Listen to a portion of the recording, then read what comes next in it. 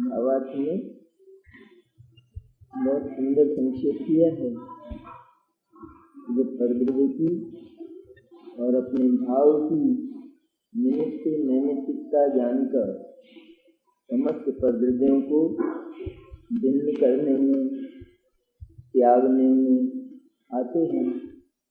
जब ये जाना रागादि भावों में हमेशा ही दूसरे के सहारे होना पड़ता है और मेरा स्वभाव असहाय है, इसलिए सहायता से होने वाले भाव मेरे नहीं हो सकते, मेरे लिए सुखद नहीं हो सकते, मेरी शांति के उपाय नहीं हो सकते। ये पाप और पुण्य के भाव हैं, ये दोनों ही सहाय भाव हैं, अवलंबनशील भाव हैं। अवलंबन तो वैसे पर्याय मात्र को होता है, लेकिन पाप और पुण्य के जो रागादि भाव हैं उनमें अवलंबन अन्य का होता है। ये अन्य के सहारे होते हैं, उनकी दिशा अन्य की ओर होती है, उनके विषय अन्य होते हैं, उनका विषय आत्मा नहीं होता। राग के द्वारा कभी भी आत्मा का अनुभव नहीं होता, क्योंकि राग आत्मा से विपरीत भाव है। विकल्प होता है ना, विकल्प। कभी भी कोई विषय हो, पांच इंद्रिय का विषय, इसके संबंध में भी जब तक विकल्प होता रहे तब तक अनुभव नहीं होता, और जब उसके रस में लीनता हो तो अनुभव होता है।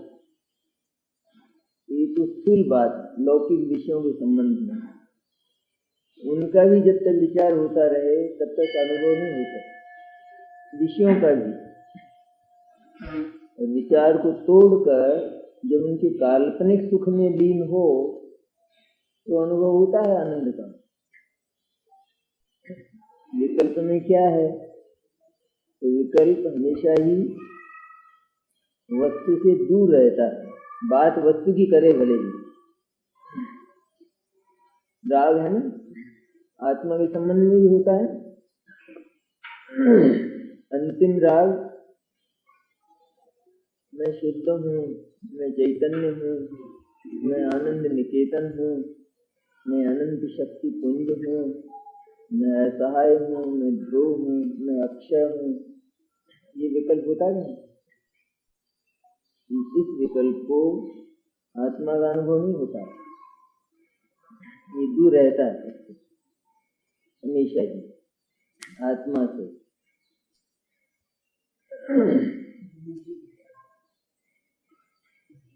तो क्या कहा यहाँ? ये जितने भी रागादि भाव हैं वो अन्य के सहाय भाव हैं। इनका मुंह, इनकी दिशा हमेशा अन्य की ओर रहती है। तो अन्य के होने पर ये होते हैं, इसलिए आत्मा के काम के नहीं, क्योंकि इनको उत्पन्न करने के लिए अथवा इनमें माने गए कल्पित सुख का अनुभव करने के लिए बहुत पदार्थों का संग्रह चाहिए, और पदार्थों के संग्रह से यदि मुझे कुछ मिले तो मुझे ऐसा सुख नहीं चाहिए कि जो अन्य के होने पर, अन्य की कृपा से, अन्य की शरण लेने पर मिले, वो सुख लानत है, धिक्कार है।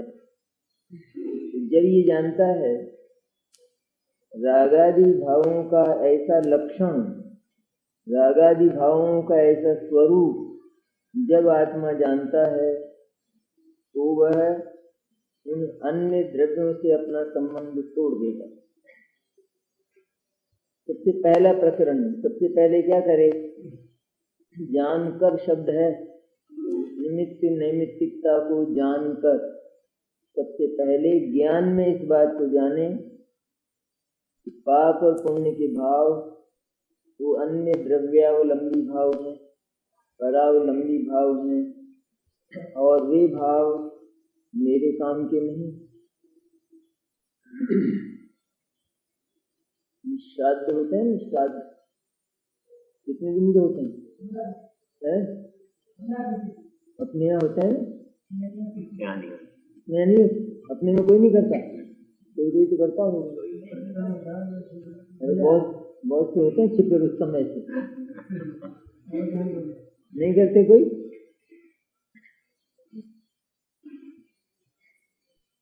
श्राद्ध मुख्य रूप से ब्राह्मणों का त्योहार होता है तो उनका चित्त उधर ही उधर लगा रहता है 15 दिन तक लगता है ना। अच्छा, अब वो तो अन्य के यहाँ आमंत्रित हों तब वो सारा जो जिस आनंद की वो कल्पना करते हैं वो आनंद कब आता है जब वो दूसरे के यहाँ आमंत्रित हों, वहाँ जाएं और वो खीर खावें, तब मिला ना वो आनंद। अब इस आनंद में जो लुब्ध है तो उसको क्या करना पड़े, तो दूसरे के आमंत्रणों की व्यवस्था करना पड़े, और वो मिले नहीं। वो तो 11.5 महीने से मिले नहीं, खाली 15 दिन, और ये उसमें लुब्ध हो गया। और व्यवस्था क्या करना पड़े, तो दूसरों के आमंत्रणों की व्यवस्था करना पड़े ना, वो समय पर होने वाला है नहीं। इसलिए वो आनंद लानत है, वैसे नहीं चाहिए।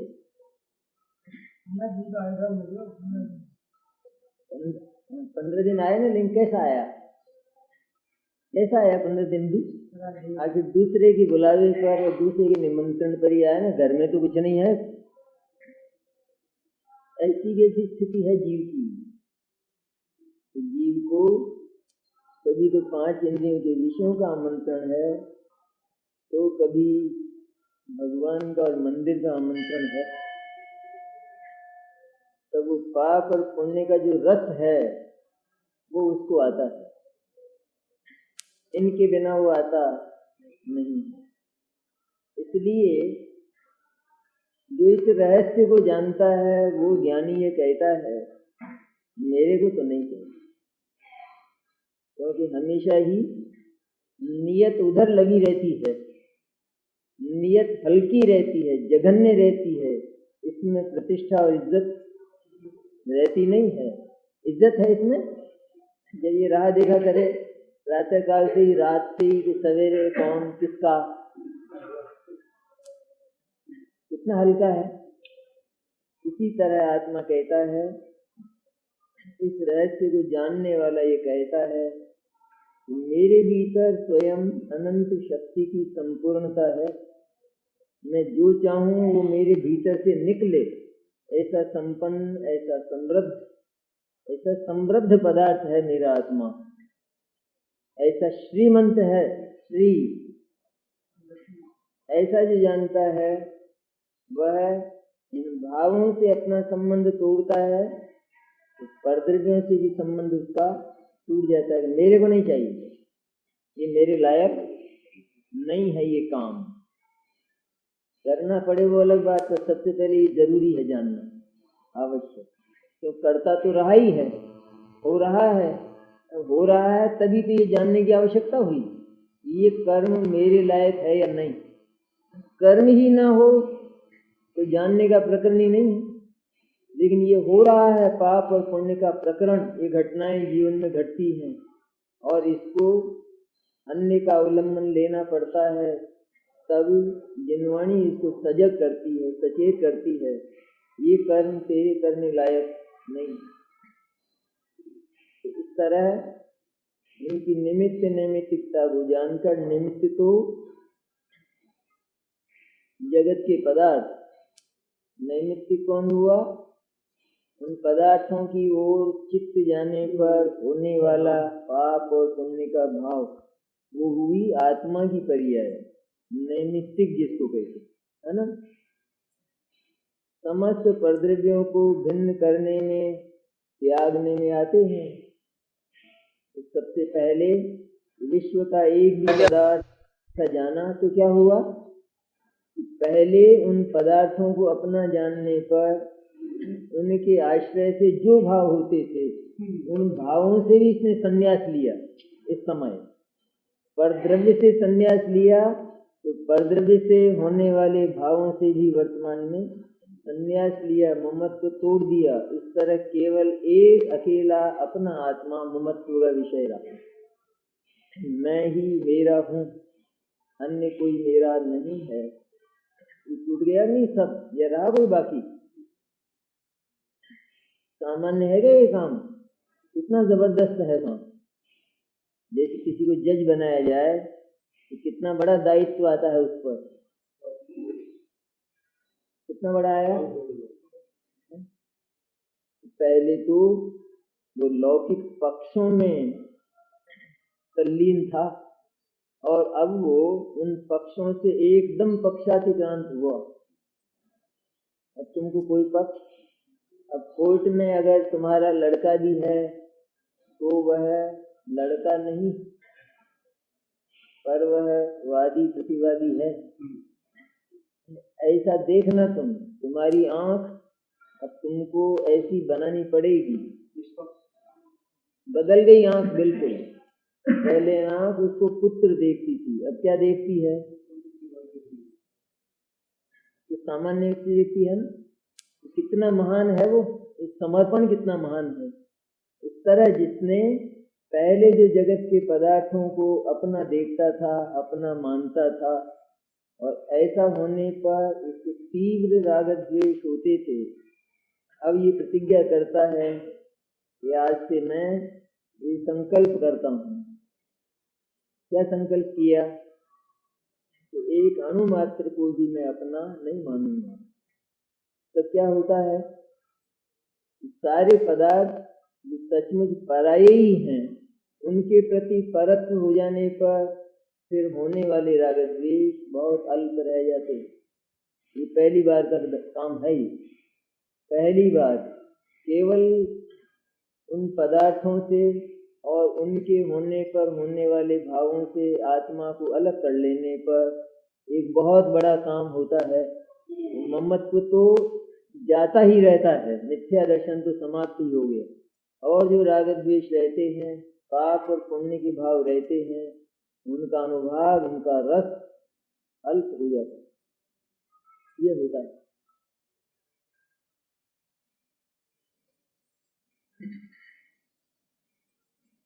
लड़के को सजा भी हो जाए इतना दर्द होगा जितना पहले होता था, होगा। राजा, कई राजा हुए नहीं जिन्होंने अपने राजकुमारों को दंड दिया, हुए। ऐसी स्थिति है जिसमें अपनी सत्ता के अतिरिक्त सारे पदार्थों से जिसने ममत्व तोड़ दिया, तो वहाँ परायापन हो जाने पर उनके प्रति होने वाला सुख और दुख वो भी अनंतमा भाग रह गया। और ये होता है, जहाँ परायापन हो जाए तो अनंतमा भाग, जहाँ अपनापन हो वहाँ अनंत गुणा सुख और दुख रहता है। ये एक तो अपनी जेब कटे और एक दूसरे की कटे, और साथ साथ हो, साथ साथ यात्रा कर रहे हो तो एक तो जेब अपनी कटे और एक दूसरे की कटे, सुख दुख में फर्क है कि नहीं? बस इतना फर्क हो जाता है। दुख तो वहाँ भी होता है कि अरे साहब ये तो बहुत बुरा हो गया, ये तो बहुत गलत हुआ, ये तो आपके साथ बहुत बुरी बीती।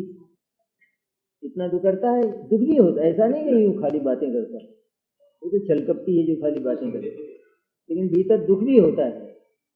और एक अपने साथ वो घटना घटे तो वहाँ पर दुख अनंत गुना या अनंतमा भाग, ये स्थिति हो जाती है।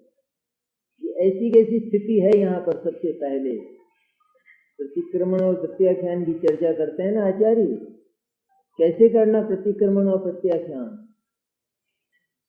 एक अणु से भी मेरा संबंध नहीं है और था भी नहीं। एक अणु से भी मेरा संबंध नहीं था, लेकिन मैंने बनाया, तो ये इस समय मैं उन समस्त अतीत को समाप्त करता हूँ। संपूर्ण अतीत से अपना ममत्व तोड़ता हूँ और अनंत भविष्य से अपना ममत्व तोड़ता हूँ। इस तरह निर्ममत्व होता हूँ। ये एक प्रकार का भिन्नता। और इसके बाद वे राग द्वेष भाव और उनके निमित्त जो पदार्थ हैं वे प्रकट रूप में अलग होते हुए देखे जाते हैं। एक सम्यक दर्शन चतुर्थ गुणस्थान का किस्सा है, वहां से लगाकर आगे तक भी है, मुनिराज तक भी है। लेकिन यहाँ तो जैसे बहुत से पदार्थ हैं पास में और उन पदार्थों के प्रति राग भी चलता है, लेकिन भीतर स्थिति यह है कि ये मेरे नहीं। ये दूल्हा बनता है ना, तो वो कंठे वंठे मांग कर लाता है, मांग कर लाते हैं, कंठा पहनाता है। कंठा हो 1 लाख रुपए का, वो लड़का हो साधारण हो, कंठा पहना नहीं। कंठा पहनते समय क्या है भीतर ही भीतर, उसके प्रति बहुत लिप्सा है, बहुत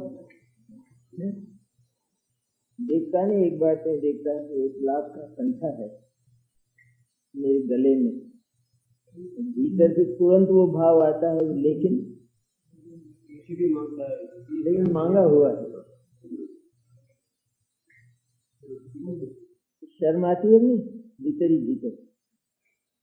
दोनों बातें एक साथ है नहीं, उसे मांग कर नहीं लाता तो गोड़ी पे कैसे बैठता, उसे स्वांग तो बनाना पड़े, तो वो काम चलने वाला नहीं था, इसलिए मांग के तो लाना पड़ा। ये बात तो मंजूर, इतनी तो करना पड़ेगा इतना।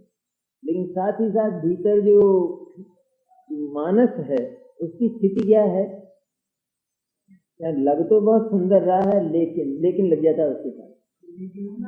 लेकिन में क्या हो गया, अरे तो लेकिन मांगा हुआ है। ऐसी कैसी स्थिति ज्ञानी की होती है। चक्रवर्ती इतना वैभव पास में होता है पर उसको हमेशा ही उसमें लेकिन लगता है। इतना वैभव लेकिन एक अणु भी मेरा नहीं।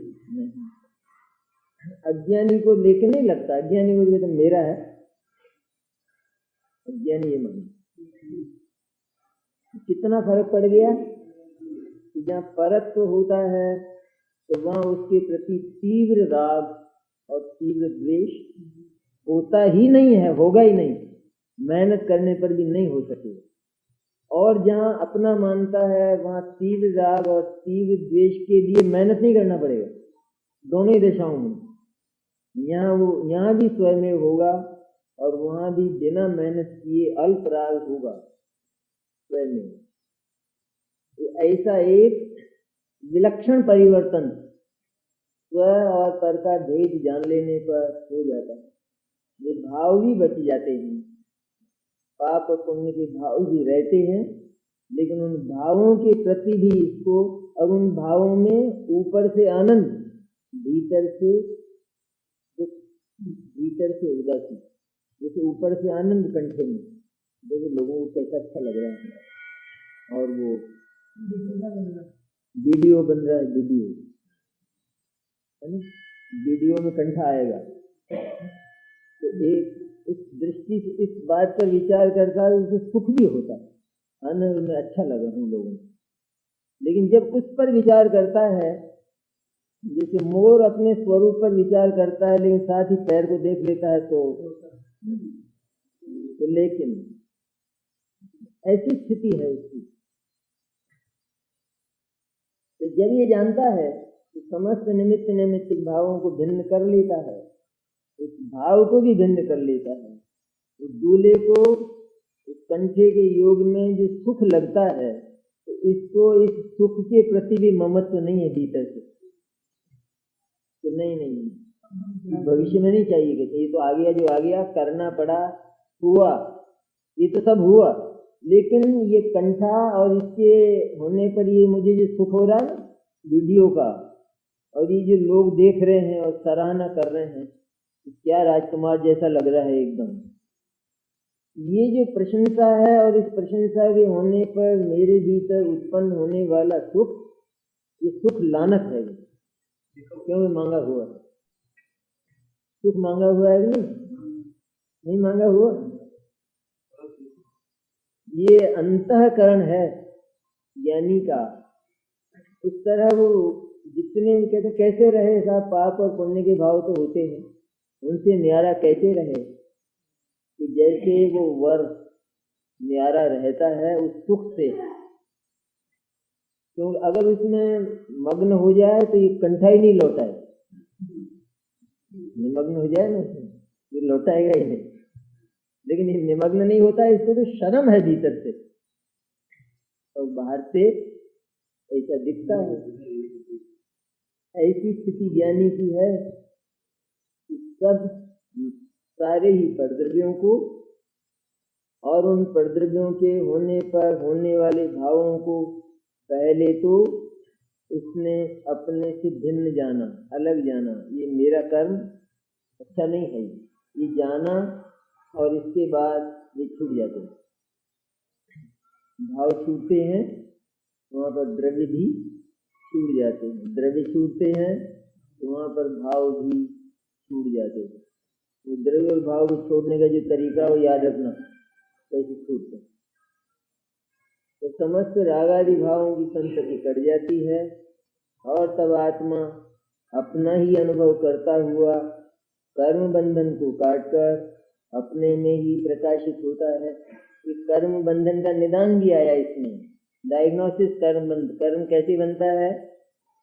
सब कुछ अपने में होने पर भी जब आत्मा अन्य को अपना मानकर अन्य के साथ तादात्म्य करता है, अन्य के साथ आकर्षण करता है, तो वह कर्म से बंधता है। बंधन कैसे कर्म में होता है? कैसे कर्म में होता बंधन? अपराध में। कैसे बंधेगा भाई? तो बंधन क्यों होता है? क्योंकि पाप और पुण्य ये आत्मा का कर्म नहीं है। इसमें आज आत्मा की इज्जत बिगड़ती है, आत्मा की इज्जत खराब होती है इसमें। इसलिए पाप और पुण्य आत्मा का कर्म नहीं, और उसको जो छाती से लगा लेता है वो महादुष्कर्मी अपराधी है, उसको कर्म का बंधन होता है। और जब उस अंतर को जान लेता है तो अपना ही अनुभव करता हुआ, अर्थात मैं ही सर्वस्व सब कुछ, मैं जितना कुछ चाहता हूँ वो सब मेरे भीतर है, ये जानता है या नहीं? आत्मा में नहीं है? आत्मा में, आत्मा में ही है सचमुच। तो सुख अन्यत्र है ही नहीं कहीं, सुख का बना हुआ पदार्थ ही आत्मा है। सुख जो कल्पित सुख आता है वो भी कहाँ आता है? आत्मा के भीतर पर्याय नहीं तो आता है ना, कल्पित।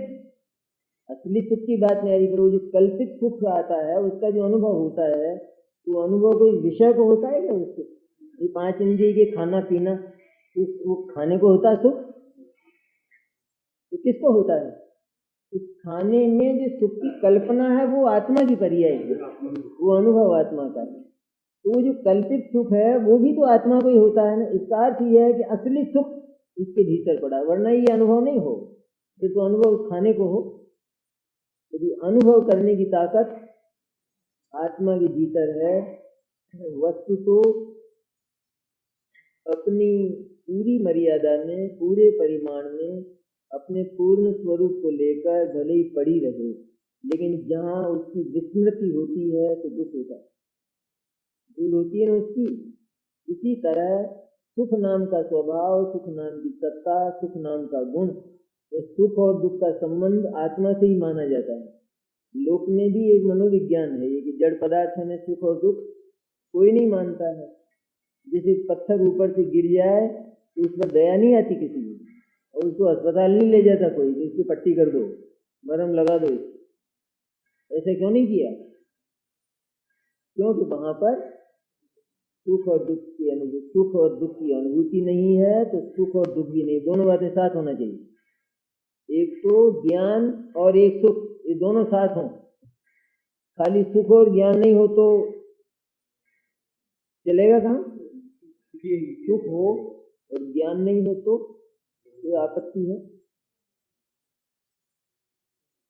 क्यों विमल? ये आपत्ति है।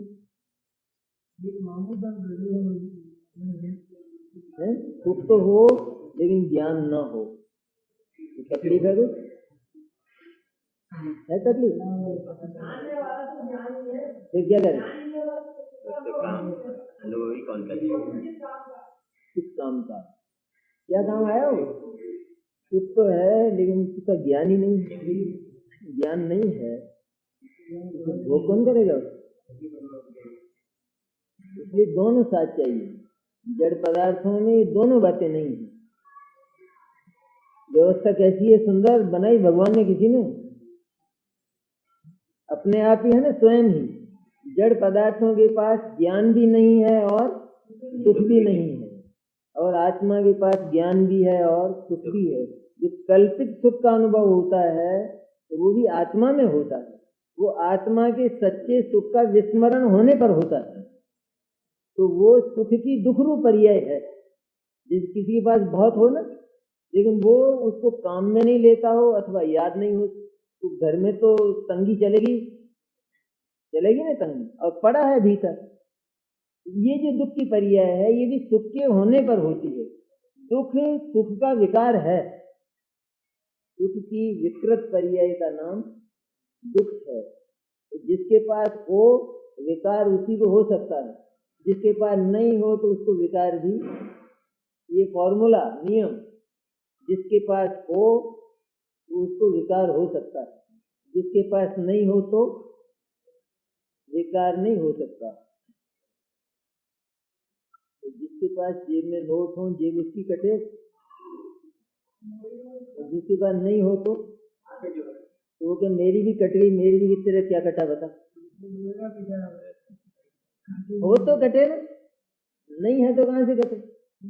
हलवा बनावे तो उसमें गुठले पड़े, तो बनावे नहीं तो किसी के यूं ही पड़े गुठले।